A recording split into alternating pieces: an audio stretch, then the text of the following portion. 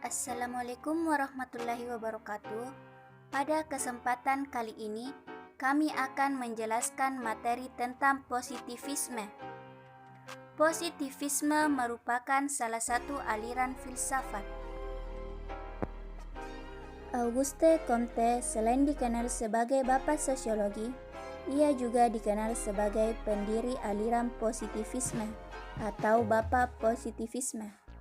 Auguste Comte berpendapat bahwa positivisme adalah cara pandang dalam memahami dunia dengan berdasarkan sains. Positivisme ia jadikan sebagai basis filsafatnya yang ia terapkan dalam penelitian sosialnya. Auguste Comte menolak metafisika.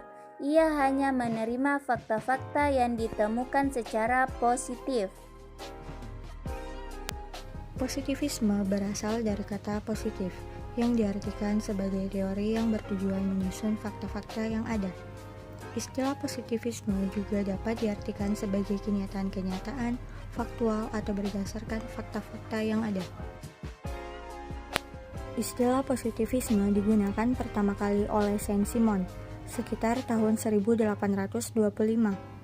Prinsip filosofik tentang positivisme dikembangkan pertama kali oleh empiris Inggris, yaitu Francis Bacon, sekitar tahun 1800-an. Tesis positivisme menyatakan bahwa ilmu adalah satu-satunya pengetahuan yang valid, dan fakta-fakta sejarah yang mungkin dapat menjadi objek pengetahuan. Dengan demikian, positivisme menolak keberadaan segala kekuatan atau subjek di belakang fakta, menolak segala penggunaan metode di luar yang digunakan untuk menelaah fakta. Positivisme berakar pada empirisme karena kedekatan keduanya yang menekankan logika simbolik sebagai dasar.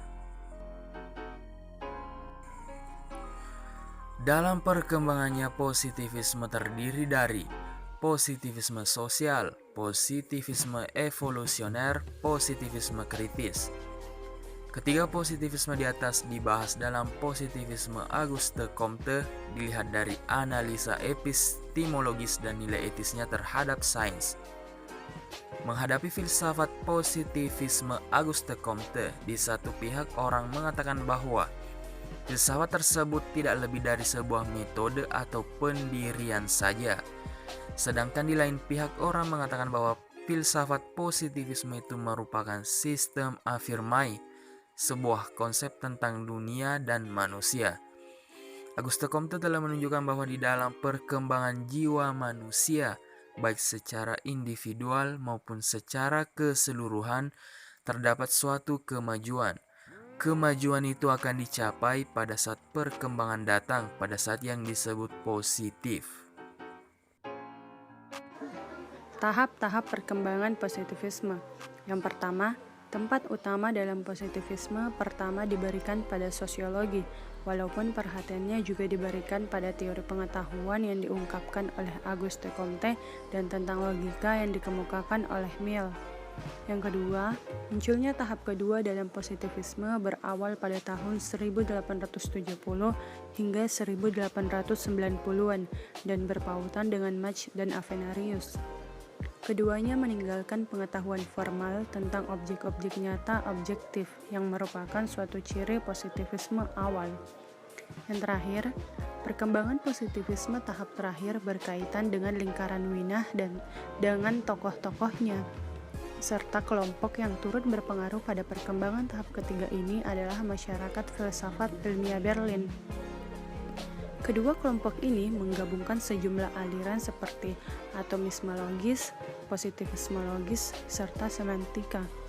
Pokok bahasan positivisme tahap ketiga ini diantaranya tentang bahasa, logika simbolis, struktur penyelidikan ilmiah, dan lain-lain. Ide-ide pokok positivisme antara lain, yang pertama, ilmu pengetahuan merupakan jenis pengetahuan yang paling tinggi tingkatannya dan karenanya kajian filsafat harus juga bersifat ilmiah. Yang kedua, hanya ada satu jenis metode ilmiah yang berlaku secara umum untuk segala bidang atau disiplin ilmu, yakni metode penelitian ilmiah yang lazim digunakan dalam ilmu alam. Yang ketiga, pandangan-pandangan metafisik tidak dapat diterima sebagai ilmu, tetapi sekadar merupakan pseudo-scientific. Ciri-ciri positivisme antara lain yaitu A. Objektif atau bebas nilai.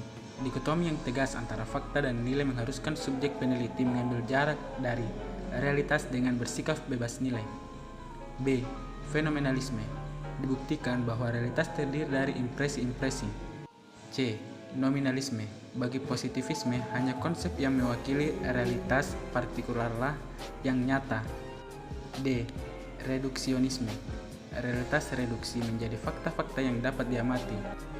E. Naturalisme. Dibuktikan tentang keteraturan peristiwa-peristiwa di alam semesta yang meniadakan penjelasan supranatural. F. Mekanisme. Dibuktikan bahwa segala gejala dapat dijelaskan dengan prinsip-prinsip yang dapat digunakan untuk menjelaskan mesin-mesin atau sistem-sistem mekanis. Itulah penjelasan dari kelompok kami. Terima kasih.